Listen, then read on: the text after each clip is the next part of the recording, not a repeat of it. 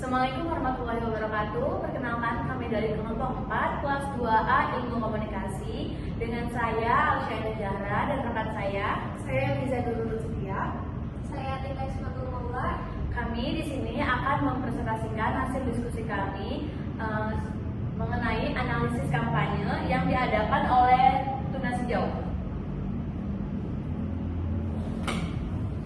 Sebelum itu, penjelasan dari Surabaya Eco School 2025 yaitu program gerakan peduli lingkungan di Kota Surabaya yang melibatkan sekolah-sekolah mulai dari PAUD hingga SMP.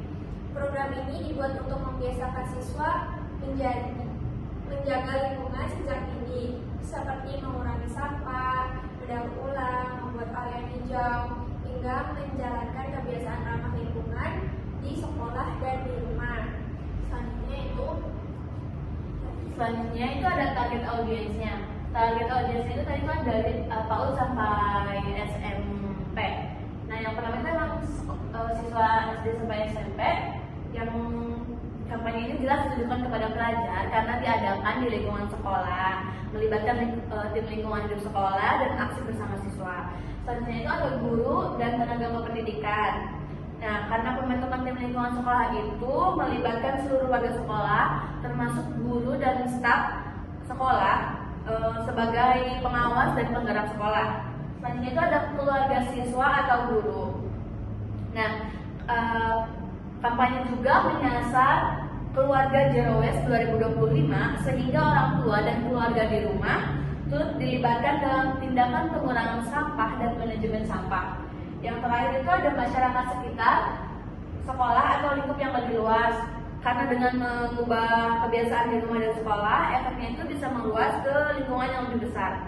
Jadi kampanye ini tuh nggak cuma menargetkan lingkungan sekolah secara menyeluruh, tapi sekaligus memperluas dampaknya ke komunitas rumah tangga dan masyarakat sekitar. Selanjutnya itu pesan kampanye dari Surabaya Eco School 2025. Pesan yang disampaikan dalam kampanye ini yaitu bahwa kepedulian terhadap lingkungan harus menjadi kebiasaan bersama di lingkungan sekolah. Program ini menekankan bahwa seluruh warga sekolah, mulai dari siswa, guru, staf, hingga orang tua perlu terlibat aktif dalam menjaga kebersihan, mengelola sampah, dan menerapkan gaya hidup ramah lingkungan. Kampanye ini juga menegaskan bahwa tindakan sederhana seperti mengurangi penggunaan plastik sekali pakai, membawa wadah pribadi, memilah sampah, membuat kompos, dan merawat area hijau di sekolah dapat memberikan dampak nyata bagi keberlanjutan lingkungan. Pendidikan di lingkungan hidup disampaikan tidak hanya secara teori, tetapi melalui praktik langsung dan pembiasaan agar karakter peduli lingkungan terbentuk sejak dini. Selain itu, kampanye ini mengajak sekolah dan siswa untuk kreatif dalam mempromosikan perilaku ramah lingkungan melalui proyek, inovasi kegiatan komunitas, serta media sosial sekolah. Surabaya Eco School 2025 pada intinya ini membangun kesadaran bahwa menjaga lingkungan adalah tanggung jawab jangka panjang yang dimulai dari aksi kecil di sekolah.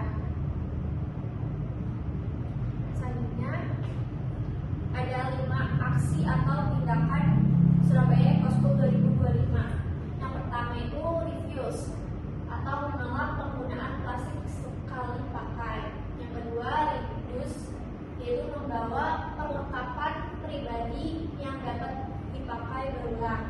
Yang ketiga reuse, memanfaatkan kembali barang yang masih layak digunakan. Yang keempat recycle, yaitu mengelola sampah menjadi material atau kerajinan baru. Yang terakhir ada out, mengelola sampah organik menjadi kompos. Baik, selanjutnya ada kreativitas Eco School 2025. Yang pertama itu ada format tantangan berkala dengan penggunaan sistem challenge 2 minggu. Kenapa menggunakan challenge 2 minggu? Yaitu bisa menjaga engagement peserta dalam jangka panjang dan mencegah kebosanan karena setiap periode punya fokus aksi yang berbeda. Yang kedua ada variasi kegiatan yang fleksibel, yaitu aksi yang disediakan mulai dari pengoplosan, pengurangan plastik, kampanye digital, sampai edukasi keluarga. ini kreatif karena membuka ruang inovasi seperti tiap sekolah bisa mengeksekusi tantangan dengan gaya khas mereka. Dan yang ketiga ada integrasi media sosial. Pendekatan dokumentasi berbasis Instagram itu relevan dengan budaya anak muda. Kegiatan itu kreatif karena media sosial dijadikan sarana penyampaian edukasi lingkungan yang lebih dekat dengan siswa. Dan yang keempat ada pendekatan ekosistem seperti sekolah, keluarga, dan komunitas yang melibatkan guru, siswa, karyawan, dan keluarga adalah strategi kreatif untuk memperluas jangkauan perubahan perilaku. Next, selanjutnya ada analisis efektivitas EcoSchool 2025. Yang pertama ada pembentukan kebiasaan atau habit forming, karena program fokus pada aksi praktis seperti memilah sampah, composting, membawa tumbler, mengurangi plastik. Kegiatan ini lebih mudah membentuk kebiasaan dibanding edukasi teoritis. Semakin sering diulang selama periode challenge, semakin besar peluang kebiasaan bertahan. Dan yang kedua ada akuntabilitas melalui dokumentasi. Foto atau video yang diposting di Instagram membuat sekolah bertanggung jawab pada proses yang mereka laporkan. Kegiatan itu efektif untuk meminimalkan aksi klaim tanpa bukti, mendorong sekolah menyiapkan kegiatan yang benar-benar dilaksanakan, bukan formalitas, dan yang terakhir ada menguatkan transparansi bagi panitia dan antar peserta. Yang ketiga adalah partisipasi komunitas, melibatkan keluarga, meningkatkan peluang perubahan perilaku di rumah, misalnya pengurangan sampah plastik. Efektif karena dukungan keluarga biasanya menentukan keberlanjutan perilaku siswa. Dan yang keempat ada tantangan efektivitas jangka panjang. Walaupun program kreatif, ada beberapa faktor yang bisa menghambat efektivitas, yaitu karena ketergantungan pada komitmen internal seperti jika guru atau pengurus lingkungan kurang aktif, kegiatan bisa mandek. Dan yang kedua itu tidak semua sekolah punya fasilitas memadai seperti hasil tidak seragam. Ada juga resiko aktivitas seremonial. Itu beberapa sekolah bisa fokus pada dokumentasi hanya demi tampil, bukan dampak nyata. Dan yang kelima ada efektivitas pada perubahan sikap dan kesadaran.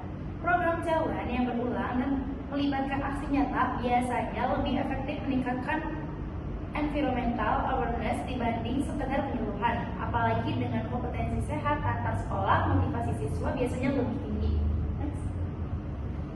Selanjutnya ada dampak positif EcoSchool 2025. Program Surabaya EcoSchool 2025 punya dampak positif yang cukup terasa, terutama di lingkungan sekolah. Pertama, kesadaran siswa terhadap lingkungan meningkat lewat challenge 2 minggu dan aksi nyata. Siswa jadi lebih paham pentingnya mengurangi sampah plastik dan menjaga kebersihan. Yang kedua, ada pengurangan penggunaan plastik sekali pakai, seperti kebiasaan membawa tumbler dan wadah makanan sendiri. Bukan cuma terjadi di sekolah, tapi juga biasanya terbawa ke rumah. Dan yang ketiga ada program mendorong perubahan gaya hidup keluarga, karena orang tua ikut terlibat dalam tantangan dan kebiasaan yang dilakukan anak-anaknya.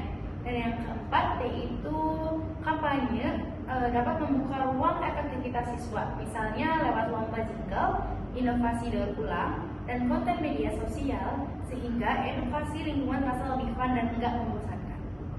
Selanjutnya ada dampak negatif.